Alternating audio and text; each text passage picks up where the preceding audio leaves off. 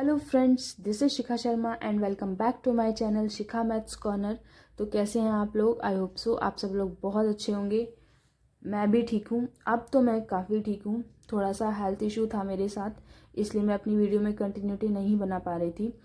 तो आज की इस वीडियो में हम लोग स्टार्ट करने वाले हैं यूपी टीजीटी मैथ्स की प्रिपरेशन। ठीक है, सिलेबस में जितने भी टॉपिक्स होंगे वही टॉपिक्स आज के बाद आपको इस चैनल पर देखने को मिलेंगे। तो चलिए फिर स्टार्ट करने से पहले हम ना एक नज़र डाल लेते हैं यूपी टीजीटी मैथ्स के सिलेबस पर। तो फ्रेंड्स, ये है सिलेबस हमारा यूपी टीजीटी मैथ्स का।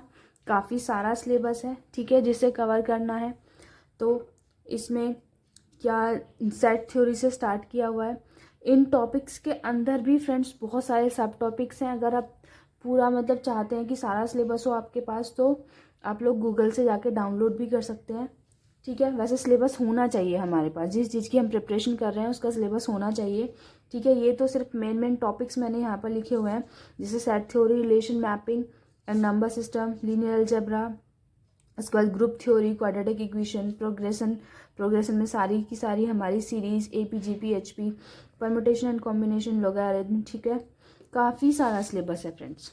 ये देखिए, ये मैंने उतारा हुआ है। इनके अंदर भी सब टॉपिक्स हैं, ये तो सिर्फ टॉपिक्स हैं, इनके अंदर भी काफ़ी सारे टॉपिक्स हैं।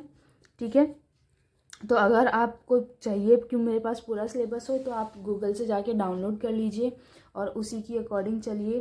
तो फ्रेंड्स, इस भी करेंगे क्वेश्चंस की। तो अब ना हम बात कर लेते हैं बुक्स के बारे में, कहाँ से हम प्रिपरेशन शुरू करने वाले हैं। तो मेन तो हमारा जो सिलेबस है वो कवर हो जाएगा हमारे, अगर हम 11th-12th की बुक लें। थोड़ा बहुत 10th की बुक में काफ़ी टॉपिक्स हैं और एनसीईआरटी, ठीक है, 10th 11th और 12th इसके एनसीईआरटी हम कवर करेंगे। उसके बाद कुछ टॉपिक्स ग्रेजुएशन लेवल के भी हैं जो कि सिलेबस में डाले हुए हैं, तो वो भी करेंगे।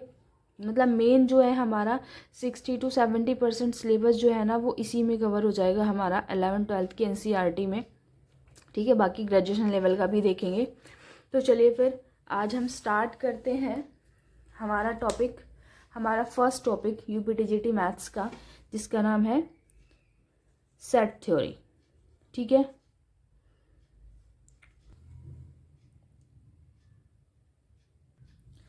हाँ, तो फ्रेंड्स बात करते हैं सेट की। What is set? सेट किसको बोलेंगे? तो जो सेट होता है, सेट इज अ कलेक्शन, है ना, कलेक्शन ऑफ।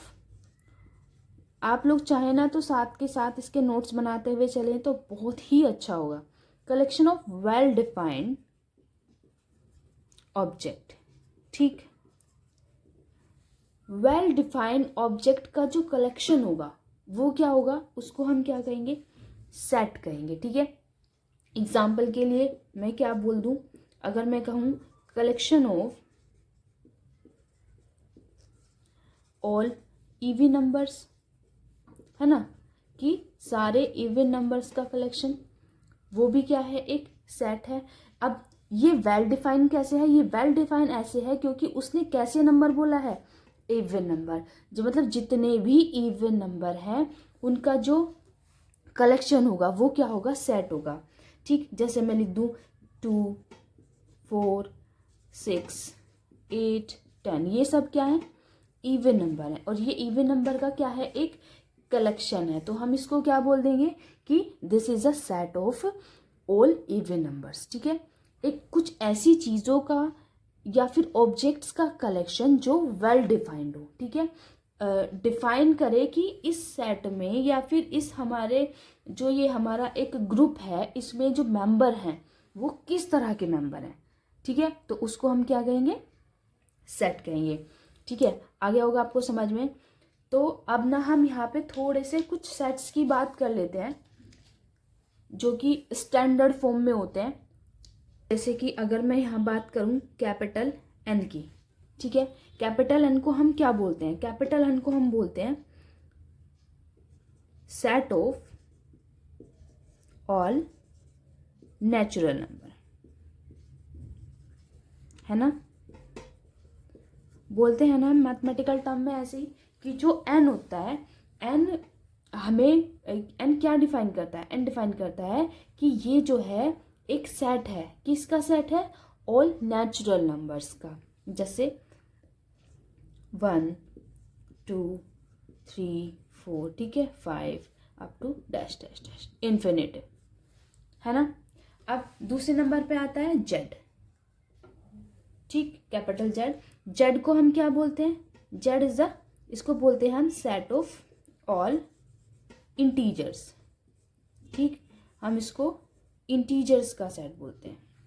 और कैसे होते हैं वो इंटीजर्स, क्या होता है इसमें, पॉजिटिव नंबर्स भी होते हैं, नेगेटिव नंबर्स भी होते हैं, और हमारा जीरो भी होता है, 0 1 2 3, इधर इन्फिनेटिव और इधर माइनस वाले नंबर्स होंगे, 2 -3 और up to dash dash minus infinite, ठीक है। This is the set of all integers, ठीक। थर्ड नंबर पर आता है हमारा क्यू। क्यू को हम क्या बोलते हैं, क्यू को बोलते हैं set of all rational number, ठीक है। क्यू को हम क्या बोलते हैं, रेशनल नंबर का सेट बोलते हैं।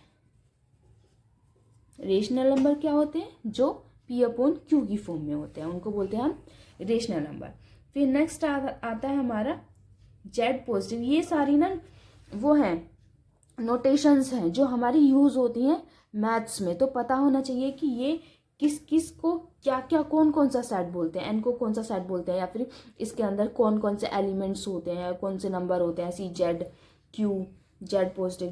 जेड को हम क्या बोलते थे, ऑल इंटीजर्स का सेट, तो जेड पॉजिटिव को क्या बोलेंगे, set of all positive integers, ठीक। इसमें हमने नेगेटिव इंटीजर्स नहीं लिए हैं, सिर्फ पॉजिटिव इंटीजर्स की बात करी है, ठीक। फिर एक होता है कैपिटल आर, इसको हम क्या बोलते हैं, set of all real numbers, सारे रियल नंबर्स का सेट, है ना। फिर एक होता है आर पॉजिटिव, ठीक, आर पॉजिटिव को क्या बोलते हैं, set of all positive real numbers, जितने भी पॉजिटिव रियल नंबर्स होंगे उनका सेट, ठीक है। अब यहाँ पर आपको अच्छे से ये भी समझ में आ गया होगा कि व्हाट इज सेट, और ये दूसरी बात, ये नोटेशंस भी समझ में आ गई होगी, और इनके अंदर कौन कौन से एलिमेंट, कौन कौन से नंबर्स होते हैं, और ये भी समझ में आ गया होगा। चलिए फिर आगे बढ़ते हैं इसी में।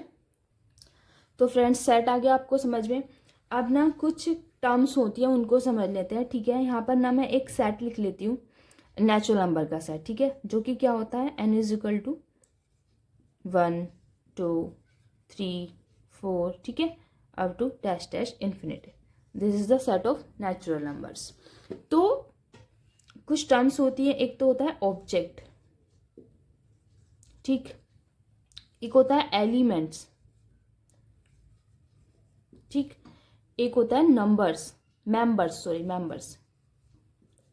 तो ये तीनों ना एक ही चीज को बिलोंग करते हैं। ऑब्जेक्ट्स भी यही होंगे, इन्हीं को हम एलिमेंट्स बोल देते हैं। सेट के अंदर की जो चीजें होती हैं, ठीक है, उसके अंदर जो होता है उसी को हम ऑब्जेक्ट्स, एलिमेंट्स और मेंबर्स कुछ भी बोल सकते हैं, ठीक है। तो इन तीनों में कोई अंतर नहीं है, कुछ भी बोल सकते हैं, या तो ऑब्जेक्ट्स बोल दो, या फिर एलिमेंट्स बोल दो, या फिर नंबर्स बोल दो, किसी भी सेट का, ठीक है। अब बात आती है सेट को डिनोट करने की।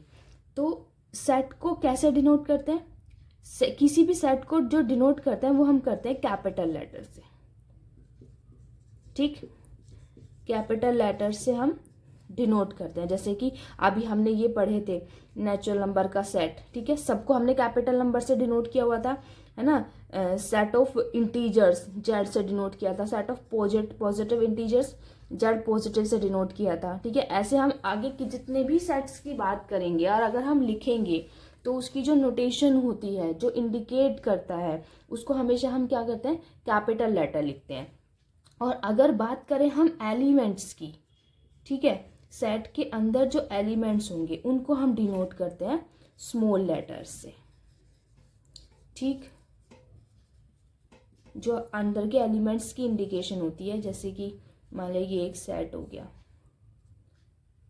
ठीक, इनको हम डिनोट करते हैं हमेशा स्मॉल लेटर्स से। तो स्मॉल लेटर्स जो होंगे वो मेंबर होंगे, एलिमेंट्स होंगे या फिर ऑब्जेक्ट्स होंगे, और जो ये कैपिटल लेटर्स होंगे ये हमेशा क्या होंगे, नोटेशन ऑफ सेट्स होगी। सेट को अगर डिनोट करेंगे तो हम किससे करेंगे, कैपिटल लेटर्स से। चलिए फिर आगे बढ़ते हैं। अब एक टर्म आती है बिलोंग टू, ठीक है। इसका क्या मतलब है, इसको हम इंडिकेट करते हैं इससे, ठीक है, ठीक है। इसका मतलब है बिलोंग, और डू नॉट बिलोंग मतलब बिलोंग नहीं करता, उसको हम डिनोट करते हैं ऐसे, ठीक है। अब जैसे मेरे पास ये एक सेट है, सेट ऑफ नेचुरल नंबर, ठीक है। अगर मैं कहूँ कि जो एलिमेंट 2 है, 2 इस सेट के अंदर है, यानी कि 2 इस सेट को क्या कर रहा है, बिलोंग कर रहा है, तो मैं इसको कैसे डिनोट करूँगी, मैं करूँगी कि 2 बिलोंग्स टू, यहाँ पर लिखेंगे हम सेट का नेम एन, यानी कि जो 2 है एलिमेंट वो बिलोंग करता है सेट एन को, ठीक है। और अगर मुझे डू नॉट बिलोंग लिखना हो तो हम कैसे लिखेंगे, तो मान लिया ये 0 ले लिया, 0 do not belong, 0 does not belong N, ठीक है, मतलब 0 एन को बिलोंग नहीं करता। तो इस साइन का मतलब है, सिर्फ इसका मतलब है कि बिलोंग करता है, इसका मतलब है डू नॉट बिलोंग, बिलोंग नहीं करता, ठीक है। चलिए अब आते हैं हम सेट के मेथड पर। तो सेट के मेथड्स क्या हैं, तो यहाँ पर ना 2 मेथड्स होते हैं, 2 methods of representing the sets, ठीक है। सेट को रिप्रेजेंट करने के कितने मेथड हैं, 2 मेथड हैं, जिसमें फर्स्ट मेथड क्या है हमारा, रोस्टर, रोस्टर मेथड, या फिर रोस्टर फॉर्म भी लिख सकते हैं, ठीक, या फिर हम इसको टैबुलर फॉर्म भी बोलते हैं, टैबुलर फॉर्म, ठीक। हमारा सेकंड नंबर का मेथड या फिर फॉर्म क्या है, वो है हमारा set builder, set builder method या फिर सेट बिल्डर फॉर्म, ठीक। There are 2 method of representing a set. किसी भी रिप्रेजेंट को किसी भी सेट को रिप्रेजेंट करने के लिए हमारे पास कितने मेथड हैं या फिर कितनी फॉर्म है, 2 फॉर्म है। फर्स्ट इज रोस्टर फॉर्म या फिर हम इसको टैबुलर फॉर्म भी बोलते हैं, और दूसरी इज सेट बिल्डर फॉर्म। देखिए ये चीज़ें इतनी इम्पोर्टेंट नहीं है, लेकिन ये चीज़ें ना बेस हैं सेट थ्योरी की, तो ये चीज़ें आपको पता होनी ज़रूरी है। कितने मेथड होते हैं, कैसे होते हैं, कौन से मेथड में हम क्या करते हैं, ठीक है, उस मेथड को किस तरह से रीड किया जाता है, ये चीज़ें पता होनी ज़रूरी है सेट थ्योरी के क्वेश्चंस करने के लिए, ठीक है। मैं आपको वही चीज़ बताने और समझाने की कोशिश कर रही हूँ। चलिए फिर देखते हैं कि रोस्टर फॉर्म क्या होती है और सेट बिल्डर फॉर्म क्या होती है। तो फ्रेंड्स यहाँ पर हमारी फर्स्ट फॉर्म है रोस्टर फॉर्म। तो क्या होती है रोस्टर फॉर्म, इसके लिए ना पहले मैं एक एग्जांपल लिख लेती हूँ, किसी भी सेट का एक एग्जांपल। और वो एग्जांपल क्या है कि the set of all natural numbers, किसी भी नेचुरल नंबर का सेट है, set of all natural numbers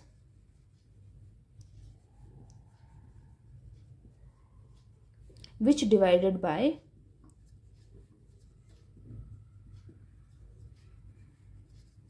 forty two, ठीक है। मेरे पास एक ऐसा सेट है नेचुरल नंबर्स का जिसके जितने भी एलिमेंट है वो डिवाइड करते हो नंबर 42 को। तो अगर मैं इसको सेट फॉर्म में लिखूं तो क्या लिखूंगी, मैं लिखूंगी 2, ठीक, सॉरी 1 भी आएगा, 1 भी तो डिवाइड करता है, 1 2 3 6 7 14, ठीक है। उसके बाद क्या आएगा 21, और उसके बाद आएगा 42, ठीक। तो ये हमारा बन गया एक सेट।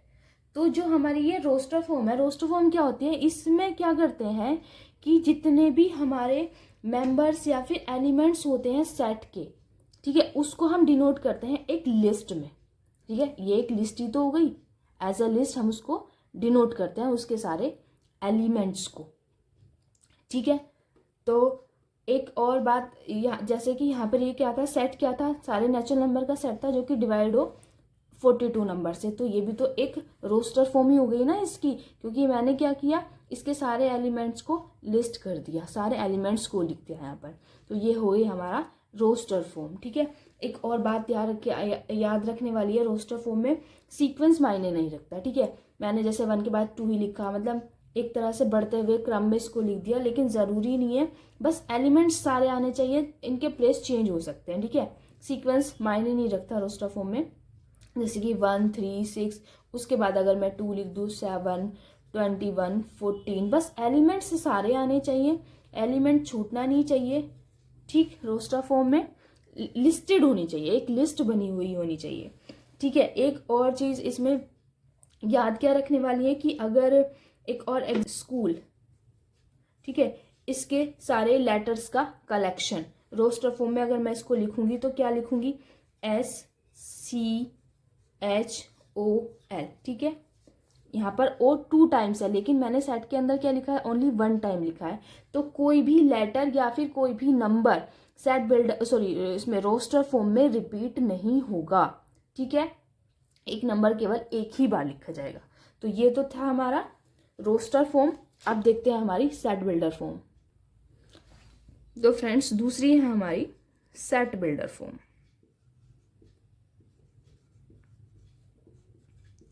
इसमें हम क्या करते हैं, इसमें भी मैं एक एग्जांपल लिख लेती हूँ पहले। ठीक है, वी कोई सेट है हमारा, और इसके मेंबर्स क्या हैं, AEIO और U।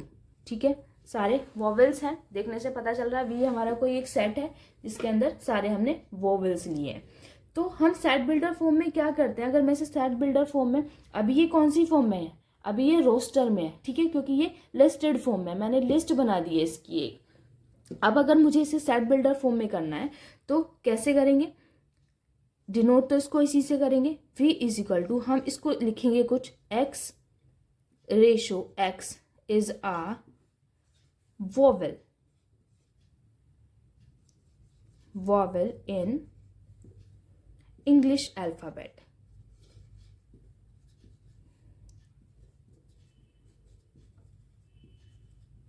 ठीक, और ब्रैकेट कर दिया बंद। तो मैंने इसमें क्या लिखा, मैंने इसको सिर्फ एक स्टेटमेंट फॉर्म में लिख दिया, मैंने इसके मेंबर्स को लिस्ट नहीं किया। ठीक है, यहाँ पे ना ही कोई मेंबर लिखा है, सिर्फ जो ये मेंबर्स हैं इनको लिस्ट कर दिया, लिस्ट नहीं किया, जो मेंबर्स थे उनको एक स्टेटमेंट की फॉर्म में लिख दिया।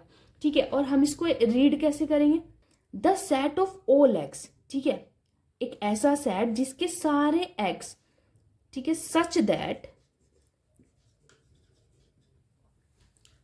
इस प्रकार है कि जो x है is a vowel of the English alphabet. ठीक है, ऐसे हम इसको रीड करेंगे। जो हमारा ये x है, इसका मतलब है ये एक x हमारे पूरे के पूरे सेट को डिफाइन कर रहा है कि जो x है ये इस तरह से है कि जो x हमारा क्या है, एक वोवेल है, किसका, इंग्लिश अल्फाबेट का। और ये जो रेशो है इसको हम बोलते हैं सच दैट। ठीक है, इसको बढ़ते हैं x रेशो x, यानी कि x is such that x is a vowel in English alphabet. तो हमने इसको एक स्टेटमेंट की फॉर्म में लिख दिया। ठीक है, यहाँ पर तो एक स्टेटमेंट था और एक मतलब इनफाइनाइट नहीं था, एक इंग्लिश अल्फ़ाबेट की बात हो रही थी। अगर कोई हमारे पास मैथमेटिकली कोई ऐसे एग्जाम्पल हो, जैसे कि अगर मैं एक और एग्जाम्पल लिख लूँ, x ratio x is a natural number, यानी कि x इस प्रकार है कि वो एक नेचुरल नंबर है, and x is greater than 3 and less than 10। यहाँ पर क्या किया, x की लिमिट डिसाइड कर दी। ठीक है, क्या कि जो x जो एक नेचुरल नंबर है वो इस तरह से है कि 3 से तो ग्रेटर है और 10 से क्या है, स्मॉलर है।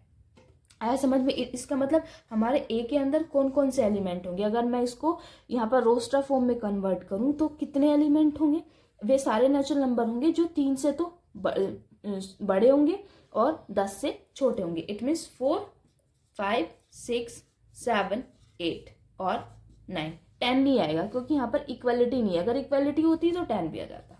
ठीक है, तो ये होगी हमारी रोस्टर फॉर्म और ये हो गई हमारी सेट बिल्डर फॉर्म। आया आपको समझ में दोनों में अंतर? ठीक है, तो चलिए आगे बढ़ते हैं। तो फ्रेंड्स अब देखते हैं हम टाइप्स ऑफ सेट, कि जो हमारे सेट होते हैं वो कितने टाइप के होंगे। टाइप्स ऑफ सेट बहुत इंपॉर्टेंट है, नोट करना चाहे नोट कर लें या फिर बस ध्यान से देख लें। ठीक है, तो हमारा फर्स्ट मैंने यहां पर लिखा है एम्प्टी सेट। हमको पता है एम्प्टी क्या होता है, खाली, जिसमें कुछ भी ना हो। और यहाँ पर इसका मीनिंग भी यही है, एम्प्टी सेट मतलब एक ऐसा सेट, एम्प्टी सेट बोल दो या फिर इसको हम वॉइड सेट भी बोलते हैं।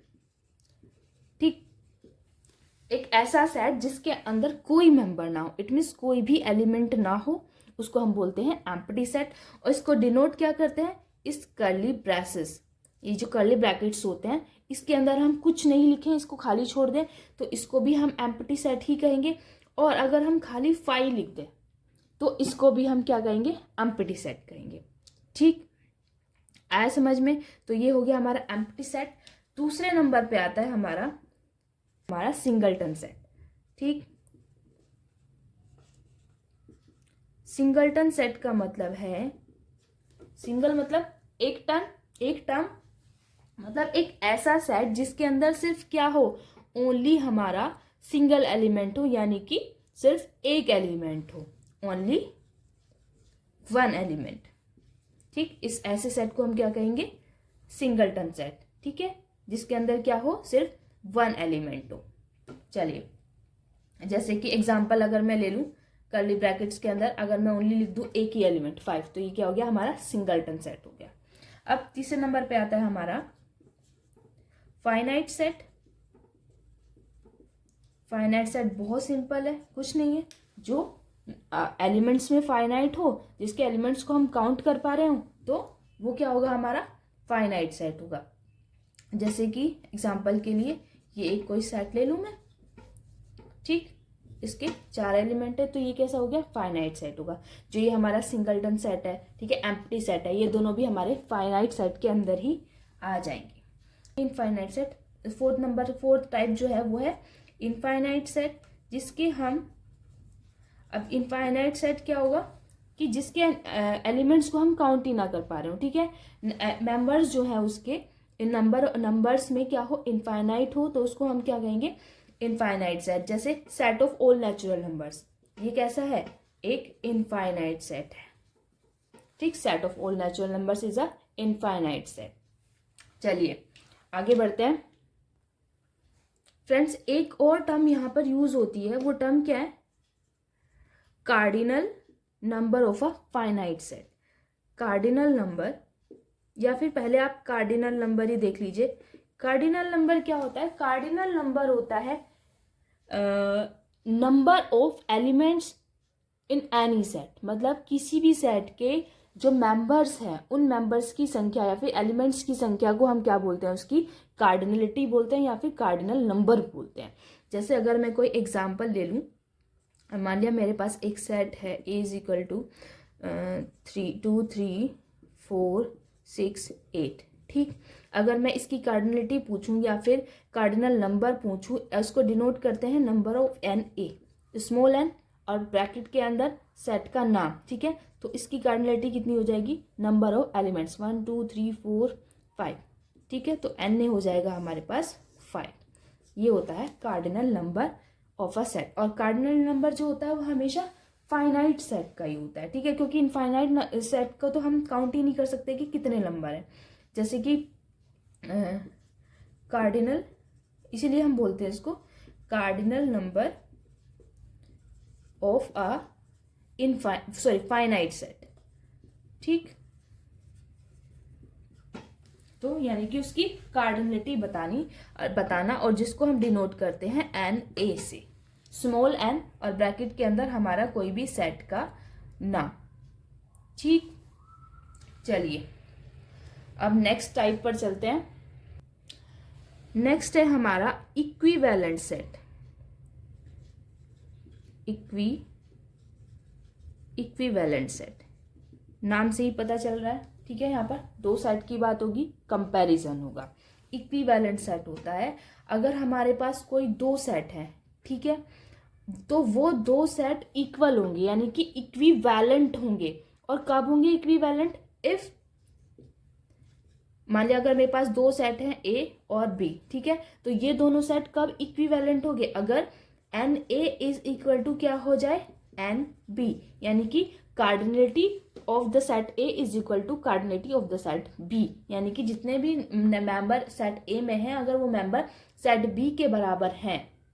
ये बात नहीं कही गई कि मेंबर सेम हो, मेंबर्स का मतलब नहीं है यहाँ पर, मेंबर तो अलग अलग भी हो सकते हैं, बस नंबर ऑफ मेंबर सेम हो तो वो सेट आपस में कैसे हो जाएंगे? हमारे इक्विवेलेंट सेट हो जाएंगे, ठीक है। If n A is equal to n B then set are called equivalent set. चलिए नेक्स्ट देखते हैं, एक एग्जाम्पल देख सकते हैं यहाँ पर, ठीक है। अगर यहाँ पर a इज इक्वल टू मैंने ले लिया एक a b c, ठीक, और b कोई मेरा सेट हो गया 1 2 3, ठीक, तो n A is equal to कितना हो जाएगा हमारे पास? 3, इसकी कार्डिनलिटी कितनी है? 3, और एन बी भी हमारे पास कितना हो जाएगा? 3, ठीक है। तो हमारे जो ये एन ए होगा वो एन बी के इक्वल होगा, यानी कि जो ये दोनों ए और बी सेट है ये कैसे होंगे? इक्विवेलेंट सेट होंगे दोनों, क्योंकि दोनों की कार्डिनलिटी बराबर है। अब नेक्स्ट हमारा आता है इक्वल सेट। अब देखिएगा इक्वल सेट और इक्विवेलेंट सेट में डिफरेंस, ठीक है। इक्विवेलेंट सेट होता है जो सिर्फ कार्डिनलिटी के ऊपर डिपेंड करता है। इक्वल सेट होगा कि अगर हमारे पास कोई दो सेट हैं ए और बी तो ये दोनों इक्वल होंगे। कब होंगे? जब दोनों ही इक्वल हो, इट मीन्स दोनों के मेंबर सेम हों, ठीक। जैसे कि अगर मेरे पास ए मैंने कोई एग्जांपल ले लिया 1 2 3 5, ठीक, 6, और बी मैंने कोई एग्जांपल ले लिया 5 6 3 2 1, तो हमारा जो ए और बी है वो इक्वल सेट होंगे, ठीक है, क्योंकि इनके जो एलिमेंट्स हैं, इनके जो मेंबर है वो इक्वल है, ठीक है। सीक्वेंस में फर्क नहीं पड़ता लेकिन मेंबर सेम है। 1 इसके पास भी है, 1 इसके पास भी है, 2 इसके पास भी है, 2 इसके पास भी है, 3 3 5 5 और 6 6, दोनों के मेंबर सेम है तो सेट कैसे हो जाएंगे? इक्वल सेट हो जाएंगे। और अगर दोनों की कार्डिनलिटी सेम है तो हमारे सेट हो जाएंगे इक्विवेलेंट सेट, ठीक। तो चलिए फ्रेंड्स अब देखते हैं सबसेट, बहुत ही इंपॉर्टेंट सा सब टॉपिक है, ठीक है, सबसेट्स। तो सबसेट्स क्या होता है? अगर मान लिया हमारे पास दो सेट हैं ए और बी, ठीक है, इनको एग्जाम्पल मान लेते हैं, ठीक है। मान लिया ए में मेरे पास एलिमेंट्स हैं 1 2 3 4 5, ठीक, और बी में मेरे पास एलिमेंट्स हैं 4 और 5, ठीक। तो सबसेट क्या होता है? इफ एवरी एलिमेंट जो बी में है, अगर बी का एवरी एलिमेंट हमारा ए के पास है तो हम क्या कहेंगे? जो बी है, B is the subset of A, ठीक। फिर से देख लीजिए, अगर हमारे पास बी का सारे एलिमेंट्स हमारे सेट ए में है तो हम बी को कहेंगे कि B is the subset of A, और इसको डिनोट करेंगे ऐसे, B is the subset of A, ठीक, सबसेट ऑफ ए। अब कैसे रीड किया हमने? B is the subset of A. अब आप एक चीज यहां पर भी देख लीजिए, जो मैंने बी को कहा है कि B is the subset of A, ये नहीं बोला कि A is the subset of B. अगर मैं इसे ऐसे लिखती तो हम इसको रीड करते A is the subset of B, but ये नहीं है। यहाँ पर क्या है? B is the subset of A, जो बी है वो सबसेट है ए का, इट मीन्स जो हमारा बी है वो सेट ए में से निकला हुआ एक हिस्सा है, ठीक है, क्योंकि बी ए के कुछ पार्ट बी में है, ठीक। तो और ये तो हम रीड करेंगे B is the subset of A.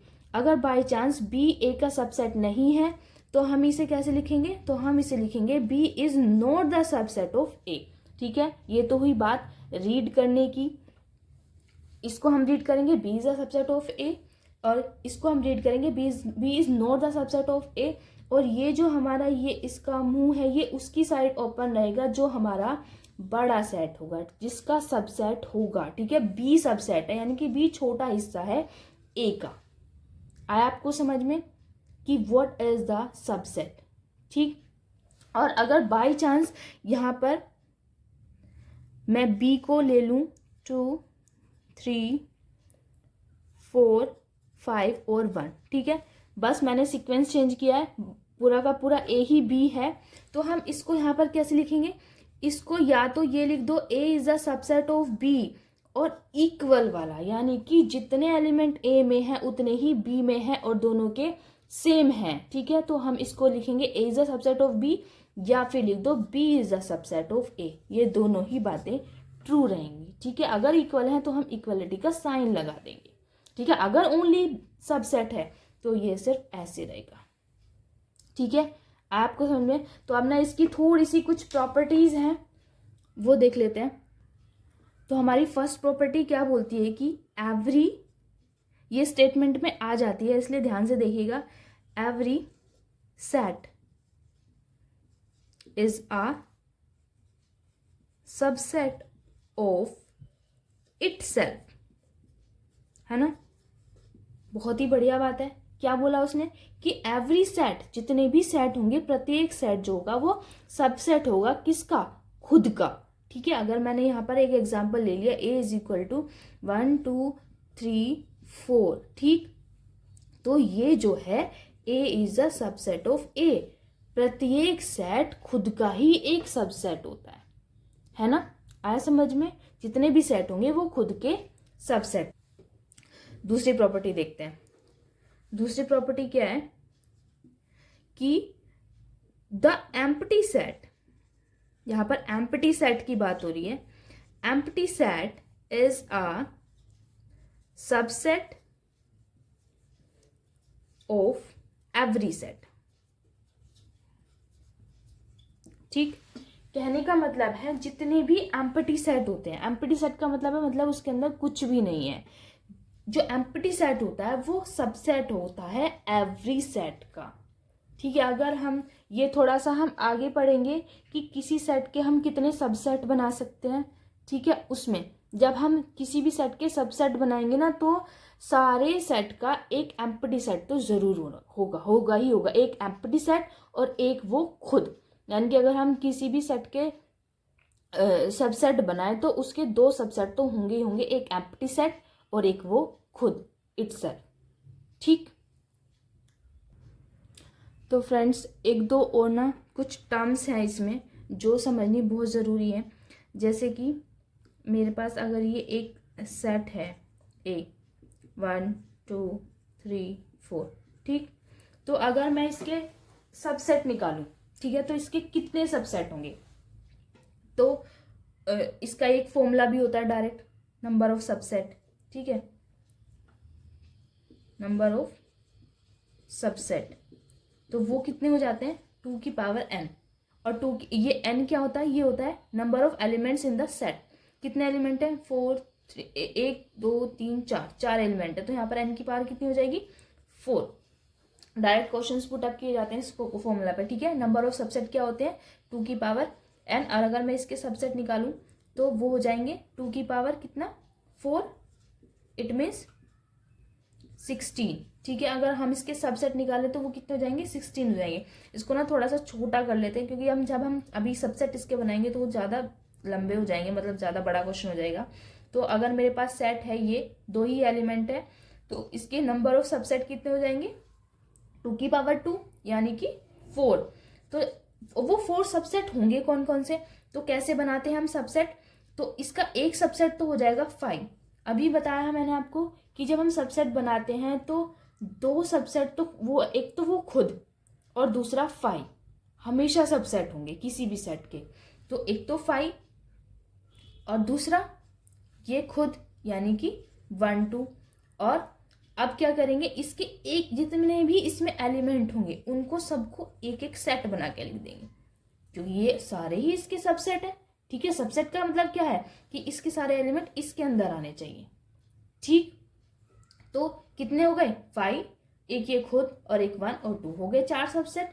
ठीक, तो ये जितने भी सबसेट का सेट होगा यानी कि ऐसे, इसको हम क्या कहेंगे, इसको हम कहेंगे पावर सेट। ठीक, ये किसी भी सेट के सबसेट का जो सेट होगा उसको हम क्या कहेंगे, पावर सेट। और इसको हम डिनोट करते हैं किससे, पी ए से। पी पावर सेट और ए मतलब जिस सेट का हम पावर सेट लिख रहे हैं, तो वो क्या हो जाएगा हमारा 5। जितने भी हमने सबसेट बनाए उन सबको इसके अंदर हम एज अ एलिमेंट लिखेंगे। ठीक है, तो ये हो गया हमारा पावर सेट। और इसमें कितने एलिमेंट है, ये हमारा इसी से आ जाएगा। तो हम फॉर्मूला भी लिख सकते हैं, n of P A is equal to क्या होता है, 2 की पावर n। बहुत इंपॉर्टेंट है, नोट कर लीजिएगा। ठीक है, अब एक और टर्म होती है, एक तो होती है प्रॉपर सेट, ठीक, एक होता है इम्प्रॉपर सेट। ठीक, तो प्रॉपर सेट क्या होगा, प्रॉपर सेट होगा 5 और वो सेट खुद, इन दो सेट को छोड़ के जितने भी सबसेट होंगे वो सारे क्या होंगे, प्रॉपर होंगे। ठीक,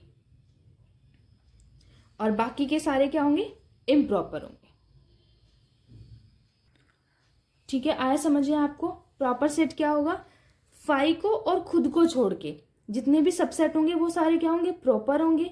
और बाकी ये जो 2 5 और वो खुद, वो कैसे होंगे, इम्प्रॉपर सेट होंगे।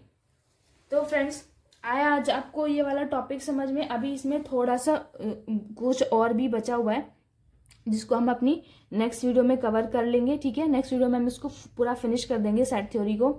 तो अगर आप लोगों को मेरी वीडियो पसंद आई हो तो लाइक कीजिएगा मेरी वीडियो को। ठीक है, चैनल को सब्सक्राइब कीजिएगा मुझे मोटिवेट करने के लिए। ठीक है, और अगर कोई कमेंट हो, आपका कुछ समझ में नहीं आया हो या फिर कुछ और पूछना चाहते हैं तो मुझे कमेंट बॉक्स में कमेंट कीजिएगा। ठीक है, चलिए फिर आज के लिए इतना ही, बाय बाय।